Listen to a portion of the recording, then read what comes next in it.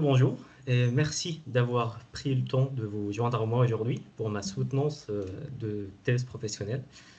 Et avant de commencer, je tiens à exprimer mes remerciements à Antoine, dont l'accompagnement m'a donné le courage de progresser sur ce sujet, ainsi qu'à Louis et Alexandre qui ont rendu ce master possible et qui me rapprochent de mon projet professionnel. Et bien sûr, je tiens aussi à remercier également mes membres de ma famille et mes collègues qui ont rendu cette aventure possible et agréable. Alors, le sujet que j'ai choisi de vous présenter aujourd'hui porte sur l'évolution de l'expérience client à travers la technologie. Et j'ai choisi ce thème car depuis longtemps, tout ce qui touche aux clients et à leurs données me passionne, et les innovations que nous observons encore aujourd'hui ont encore intensifié mon intérêt pour leur potentiel en matière d'expérience client. Le choix de ce sujet, il n'a pas été évident, vraiment. Et au début de mes recherches, je souhaitais m'intéresser à l'intelligence artificielle et à son impact sur l'identité des clients. Et cependant, en explorant ce sujet, j'ai réalisé réellement que je manquais de connaissances sur ce qu'est réellement l'expérience client. Et donc, je me suis orienté sur d'autres pistes de recherche où j'ai pu constater la diversité des définitions de l'expérience client et l'impact de l'IA sur celle-ci. Et ainsi, je me suis lancé sur divers sujets liés au CX et son évolution. Et au fur et à mesure de mes découvertes, je me suis davantage penché sur différentes technologies, ce qui m'a conduit à formuler une problématique centrée sur l'impact des technologies futures et sur leurs moyens d'intégration et d'intervention pour offrir une expérience client réussie.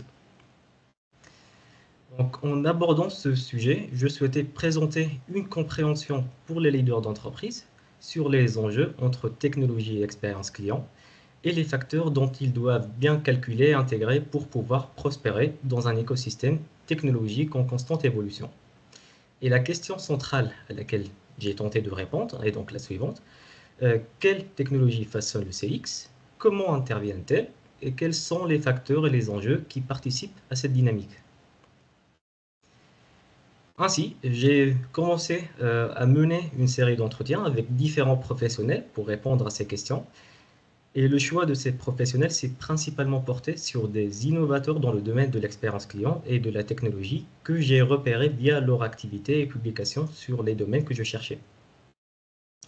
Et ma recherche a été fortement influencée par ces échanges, et notamment celui que j'ai eu avec Jocelyn Arcega de SnapLogic, qui est un solution architecte et m'a exposé à de nombreux concepts liés à l'expérience client dans un contexte SaaS. J'ai également reçu des réponses de Fabien Hofrechter de Vivendi, qui m'a orienté sur divers facteurs de succès pour l'intégration technologique. Et avec Eric Leyland, qui est consultant indépendant et expert en marketing digital, soulignant différents facteurs cruciaux au sein de l'entreprise. Aussi, il y a Joel Go, qui est un CSM chez Treasure Data, une CDP, ayant donné des insights sur les besoins des clients pour les solutions de Martech, et avec Yann Gourvenek, qui, dans l'échange, m'a enrichi ma méthodologie. Je me suis aussi basé sur des papiers blancs publiés par les entreprises ainsi que des travaux académiques qui m'ont permis de comprendre l'expérience client et d'étudier sa relation avec la technologie. Est-ce que, juste avant de continuer, est-ce que le micro, toujours, ça va? Normalement, ça va, puisque pas de réponse. Donc, ainsi, mon premier objectif était de redécouvrir ce qu'est réellement l'expérience client. Et en me basant sur la littérature existante, j'ai pu identifier l'évolution de ce concept d'une simple consommation à une expérience totale, avec l'émergence de concepts liés tels que le Customer Journey Design. Et ce concept étant la colonne vertébrale sur laquelle reposent les stratégies et expériences clients, il se reposait principalement sur 6 dimensions essentielles, qui sont la dimension sensorielle, qui inclut tout ce qui est lié au sens, tel que la vue, l'ouïe, l'odorat, le goût et le toucher, la dimension émotionnelle, qui concentre sur l'interaction suscitant des sentiments chez le consommateur, la dimension cognitive, qui concerne les process mentaux et de réflexion et de prise de décision, la dimension pragmatique, qui concerne tout ce qui est... la dimension pragmatique qui met en avant l'utilité pratique et la fonctionnalité des produits et services. la dimension lifestyle qui attache tout ce qui est valeurs et croyances aux identités des consommateurs. Et enfin, les dimensions relationnelles qui concernent les interactions que les clients développent avec la marque ou d'autres utilisateurs. Et notre objectif était d'étudier l'intervention de ces technologies de l'expérience client à travers ces dimensions. Il était nécessaire d'identifier les phases du parcours client. Cependant, cette tâche s'est révélée complexe en raison de la multitude des facteurs en jeu, ce qui nous a conduit à simplifier les phases en identifiant 3 phases principales qui sont la phase pré-transactionnelle, transactionnelle et post-transactionnelle.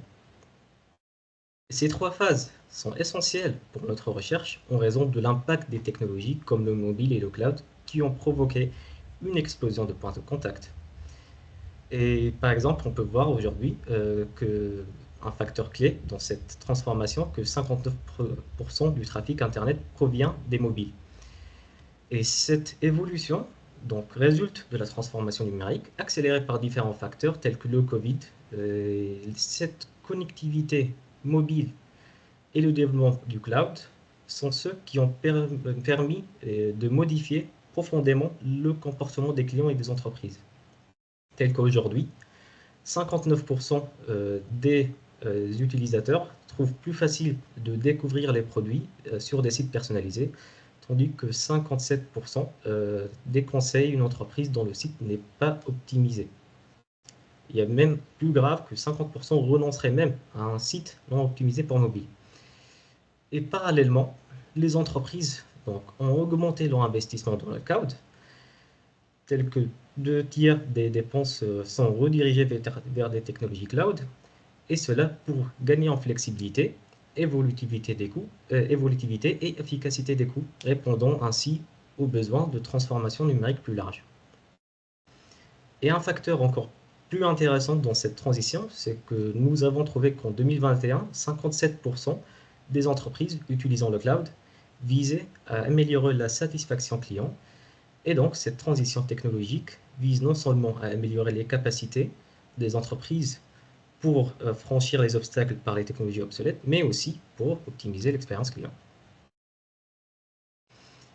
Et donc, via cette réflexion sur le mobile et le cloud sur le CX, on a pu identifier 6 défis principaux que les technologies employées devraient y remédier dans le cadre du CX. Et donc, la première, c'est l'interactivité en temps réel, qui s'explique par l'immédiateté créée, par la culture de l'immédiateté créée par les mobiles. Il y a aussi l'aspect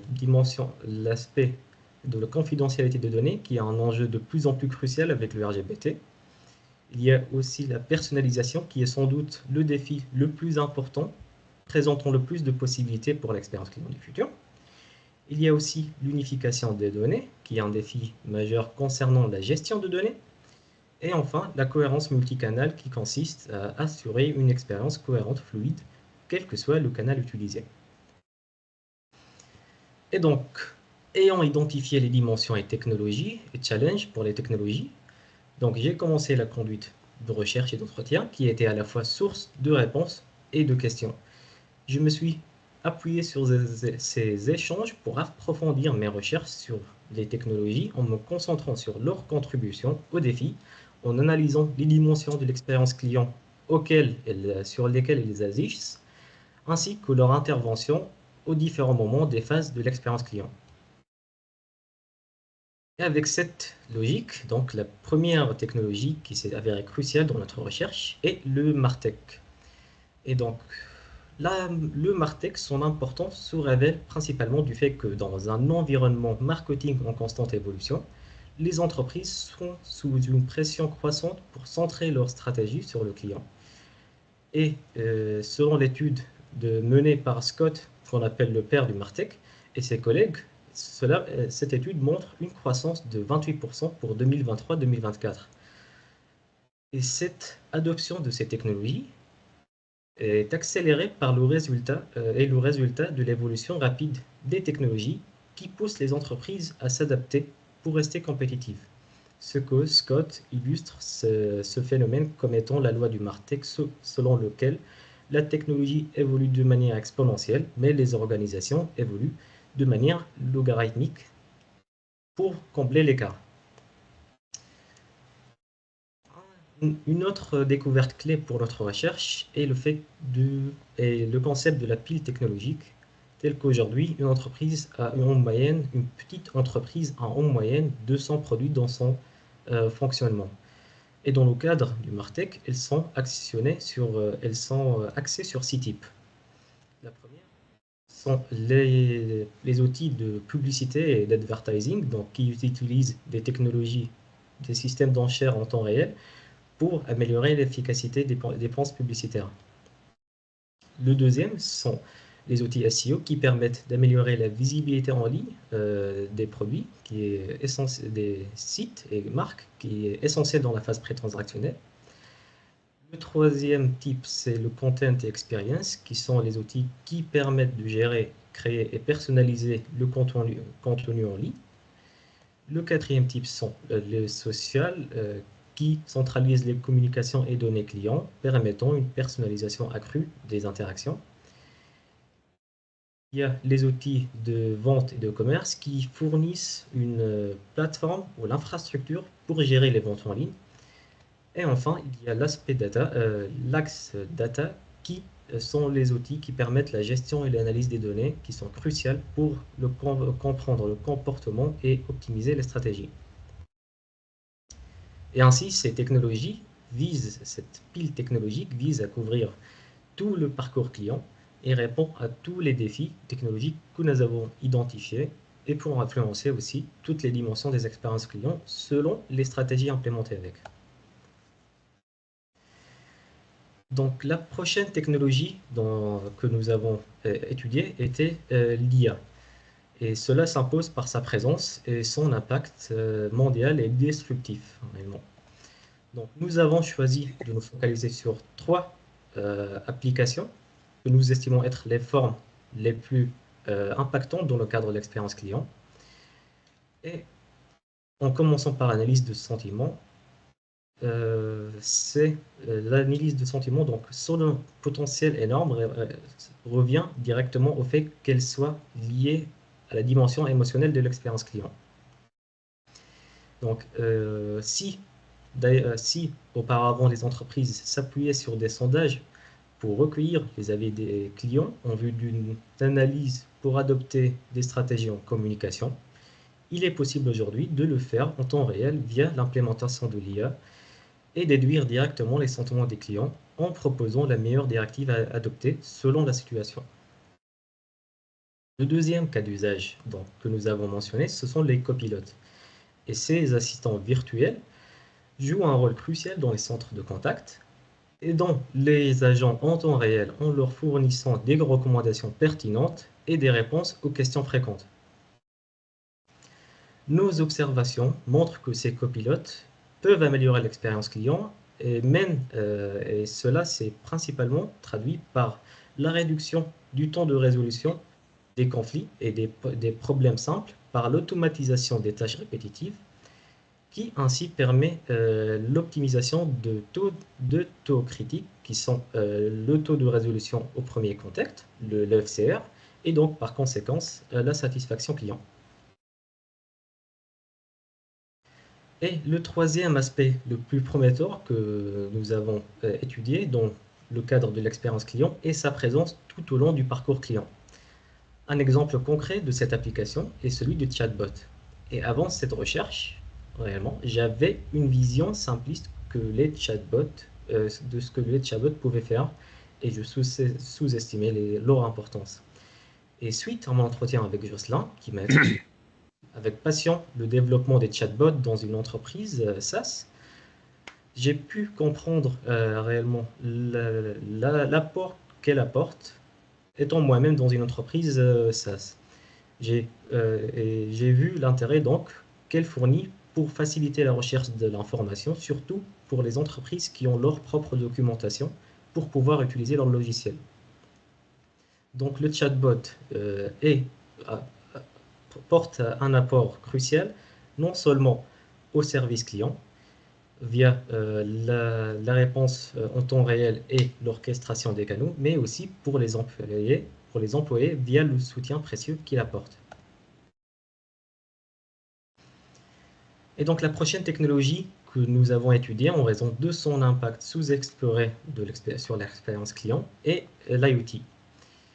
Et l'IoT donc facilite une interconnexion fluide entre personnes, produits et machines. Dans le cadre de commerce, par exemple, les capteurs IoT peuvent collecter les mouvements des clients afin d'ajuster les étalages et développer des promotions personnalisées afin d'améliorer l'engagement client et optimiser les offres. Et cela peut donner également à plusieurs cas d'usage, notamment via des analyses plus avancées, telles l'identification réelle de l'intérêt du client en réconciliant son trajet physique, ses temps d'arrêt et son emplacement de l'arrêt ainsi que son identité. Tandis que des dispositifs quotidiens portables comme l'Apple Watch permettent une surveillance en temps réel des indicateurs vitaux, offrant aux clients des accès immédiats à des informations spécifiques et permettant aux prestataires de soins, par exemple, de fournir une intervention rapide et personnalisée. Ainsi, l'IoT entoure le client à chaque phase du parcours. Il envoie des informations pertinentes au magasin, il automatise le paiement, il simplifie les transactions, tout en assurant une maintenance proactive des appareils intelligents. Et par conséquence, l'IoT influence les dimensions de l'expérience client en créant des interactions plus pragmatiques, en favorisant un attachement émotionnel aux produits et aux services, ce qui conduit à une plus grande fidélité. Faisant suite à ces technologies, je me suis adressé à la blockchain et cela revient au problème de la confidentialité des données qui nous est survenu à plusieurs reprises au cours de notre recherche. Et c'est des problèmes qui peuvent être extrêmement coûteux aux entreprises en termes d'argent, mais aussi en termes de confiance de clients. Et de ce fait, je me suis intéressé à la blockchain reconnue pour son apport dans ce sujet. Et des entreprises utilisent déjà le blockchain pour, euh, emploient déjà le blockchain pour renforcer la confiance des clients, tel FedEx qui l'utilise pour le suivi des colis à grande valeur, améliorant la transparence et la sécurité des transactions, qui sont des aspects essentiels pour la confiance du client. Et cette protection s'étend aussi jusqu'à la protection des contenus numériques, protégeant les droits des créateurs. Et au-delà de la sécurité, nous avons compris que la blockchain aussi peut jouer un rôle dans la personnalisation des services. Donc, il permet de personnaliser les services de manière plus approfondie tout en respectant les normes de confidentialité telles le RGPD via un CRM décentralisé. Et de plus, l'utilisation des technologies comme les NFT pourrait offrir des moyens innovants de personnaliser les interactions, les offres et les récompenses. Et un exemple de cette application est celui de Burger King en Russie, qui a introduit le Whopper Coin, un système de récompense basé sur le blockchain. Donc le blockchain intervient sur les différentes étapes du parcours client, influençant l'expérience de manière directe, soit par son application ou de manière indirecte, tel l'exemple dans la phase pré-transactionnelle via des partenariats qui utilisent ces technologies. Pendant la phase transaction, il peut fournir les contrats intelligents qui automatisent les paiements récurrents dans les services à paiement récurrent, qui est un domaine en vaste expansion. Et en phase post-transactionnelle, les entreprises peuvent utiliser les données fiables pour mettre en œuvre les stratégies personnalisées, récompensant les clients les plus fidèles avec des tokens uniques, des crypto-monnaies ou des exclusivités qui renforceraient l'attachement émotionnel des clients à la marque et à leur engagement. Et ainsi, elle répond aux défis mentionnés tels que l'unification de données, la personnalisation et la protection notamment. La prochaine technologie est le AR, la réalité augmentée, la réalité virtuelle et la réalité mixte. Et nous avons plusieurs études qui nous ont montré que ces technologies sont en pleine expansion et commencent déjà à redéfinir les attentes des clients via les expériences innovantes qu'elles fournissent. L'une des principales forces de ces technologies qu'on a mis en évidence est leur capacité à stimuler les sens humains via une personnalisation sans limite. Et cette capacité est déjà en pleine expansion et en pleine exploration par des grandes marques au profit de leurs offres et services. Tel l'exemple de Nike qui permet, via la réalité augmentée, de concevoir des produits et de les acheter acheter un produit personnalisé. Tel exemple aussi de Hyundai qui révolutionne son service avec le remplacement d'utilisation de manuels d'utilisation classique papier par une utilisation d'applications réalité augmentée.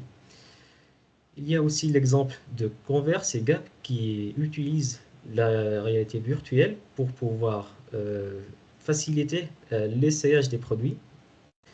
Et cette capacité s'étend même, les capacités de ces technologies s'étendent même au secteur de l'éducation en offrant des cours immersifs et au secteur de l'agence qui permettrait de se projeter dans sa destination de rêve et en modifiant des paramètres tels le jour, la date ou la météo. Donc, au fur et à mesure de notre analyse, nous avons pu remarquer que ces technologies ne fonctionnent pas de manière isolée. Et par exemple, si nous devons donner un exemple, il y a l'IoT qui génère un volume massif de données et l'IA, avec ses capacités avancées de l'analyse, pourrait aider à transformer ces données et ce volume ingérable en insights précieux, optimisant ainsi les process décisionnels des entreprises. Et le MarTech, quant à lui, pourrait agir en tant que catalyseur qui permettrait de déployer ces technologies pour affiner les stratégies et améliorer l'expérience client. Tandis que le blockchain pourrait assurer le rôle de protection dans cet écosystème, en sécurisant les interactions entre ces différentes technologies. Et donc, ensemble, ces technologies se complètent et convergent pour créer un écosystème intégré, capable de révolutionner les opérations des entreprises et d'enrichir l'expérience client. Cependant, la réussite de cette convergence repose également sur l'engagement des équipes. Et de cette découverte, nous nous sommes intéressés aux différents facteurs qui pourraient contribuer à la réussite de l'application et l'intégration de cette technologie au sein d'une entreprise que nous allons maintenant parcourir. Le premier point que nous souhaitons mettre en évidence, c'est l'importance d'une stratégie de données. Cela revient directement au fait que le point de convergence de cette technologie sont les données. Et sans l'exploitation de ceux-ci, en termes d'infrastructure et de capacité, ces technologies ne représenteraient que des coûts. Et cela est encore plus évident par l'exemple de l'IoT et de l'IA. Si nous avons un réseau IoT mis en place qui génère ce volume massif de données en temps réel, son efficacité dépendra des flux en place, envoyant les données en bonne partie concernées pour son utilisation. Et de même, si nous avons en place des algorithmes IA pour exploiter ces flux, il serait encore plus crucial que ces flux soient bien propres et aussi optimisés que possible en termes de fiabilité et de vitesse. D'où l'importance d'une gestion rigoureuse et d'une stratégie de données se met en évidence. Et donc, une stratégie de données repose sur plusieurs piliers et nous nous sommes intéressés sur deux principaux piliers qui sont l'alignement avec la stratégie business et l'architecture des données. Et nous nous intéressons ensuite aux autres facteurs clés pour la réussite du CX, qui sont l'intégration, la composabilité et une culture évolutive. Et ce qu'on entend dire par l'alignement avec la stratégie commerciale, c'est que les initiatives technologiques doivent être en phase avec les besoins réels de l'entreprise, comme l'a souligné Fabien lors de notre entretien. L'objectif n'est pas de choisir la technologie par elle-même, mais de la sélectionner parce qu'elle répond à un besoin précis. Et c'est cette approche qui garantit que les technologies adoptées apporteraient une valeur tangible en répondant à des cas d'usage bien définis et donc en évitant l'erreur commune d'adopter des technologies par ce qu'on appelle le hype. Le second pilier est l'architecture de données. Et l'importance de ce pilier se révèle par plusieurs problèmes révélés principalement par nos échanges avec Joël. Et un de ces problèmes dont on a évoqué dans les challenges sont l'unification des données. Et ceci reviendrait au fait d'une mauvaise architecture de données, mais il y a d'autres causes, telles l'évolution du business, qui pourraient mener à la multiplication des sources de données et donc à des nouveaux besoins, tels la personnalisation. Et de ce fait, nous avons étudié différents types d'architectures. Chacune possède des caractéristiques développées spécifiquement au fur et à mesure de l'évolution des technologies et donc des besoins technologiques. Et nous souhaitons faire comprendre que via ces modèles illustrés de l'architecture, euh, via ces modèles illustrés de l'architecture, ils présentent non seulement des avantages en termes de gestion de flux et de coûts, mais ils facilitent aussi l'évaluation des applications ou technologies intégrées dans une pile technologique.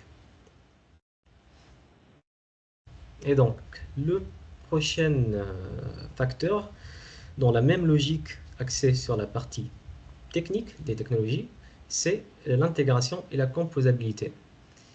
Et la clé de ces deux aspects est bien évidemment les API.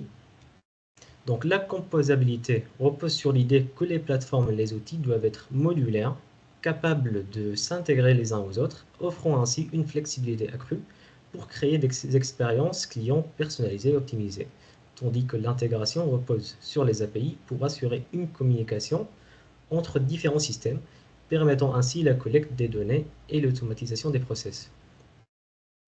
Et ces deux aspects sont cruciaux pour maximiser l'efficacité des technologies intégrées et offrir des services adaptés aux besoins des clients, tel le montre l'étude de Scott où 83% des entreprises ont des cas où elles utilisent un produit alternatif dans leur pile plutôt que leur outil principal en raison d'une meilleure fonctionnalité. Et ainsi, les API se montrent comme une clé essentielle pour une intégration technologique et la composabilité des solutions, mais ce qui amplifie encore plus son importance est l'émergence des agents AI.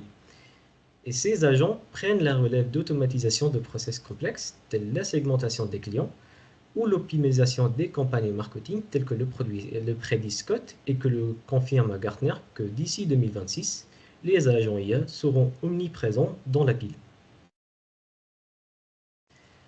Et ainsi, ces facteurs ne peuvent réellement porter leurs fruits qu'avec la bonne culture en place et sa consistance à être évolutif. Et à travers nos échanges avec Eric et Fabien, nos recherches, nous avons déduit qu'une culture de données doit s'être appropriée par tous les employés en comprenant l'importance des données dans la prise de chaque décision, et ainsi une culture bien incorporée serait reflétée par son influence sur les comportements et process à tous les niveaux de l'organisation. Et pour ce faire, plusieurs leviers et actions peuvent être implémentés au sein d'une entreprise, tel résumé par Fabien, qui sont formation, adoption et industrialisation. Et ces éléments confirment les résultats de nos recherches qui montrent que les entreprises cherchant à instaurer une culture efficace le font en créant des postes dédiés, en mettant en place des académies pour des formations internes ou en injectant les rôles nécessaires au sein des équipes avec la spécialité désirée pour orienter l'organisation dans la direction souhaitée, qu'elle soit analytique ou technologique. Et donc, pour conclure, il est crucial de reconnaître les limites de notre recherche, qui, bien que fondée sur des ressources qualitatives et quantitatives, elle présente certaines restrictions. Et la première, c'est l'infrastructure technologique actuelle qui n'est pas encore suffisamment avancée pour soutenir une automatisation complète à grande échelle. Le second est les défis liés à la disponibilité des ressources, et en particulier pour les technologies émergentes comme les processeurs quantiques. Et un autre aspect, c'est que cette étude devrait être considérée comme une base pour des études futures plus approfondies sur, par exemple, des aspects technologiques, comme une analyse empirique et quantitative sur l'efficacité des architectures en matière de gestion de données et d'intégration avec la technologie émergente qui aurait renforcé nos conclusions. En résumé, bien que les technologies émergentes offrent des opportunités significatives pour transformer l'expérience client, Leur succès dépend de leur intégration cohérente au sein des infrastructures et d'une culture de données orientée vers les données et favorisant l'évolution. Il est donc recommandé d'adopter une approche globale, encadrée par une bonne stratégie de données pour aligner les efforts stratégiques et technologiques, ce qui permettrait aux entreprises de non seulement répondre aux attentes croissantes des clients, mais aussi de bien se positionner dans une économie numérique en constante évolution. Merci.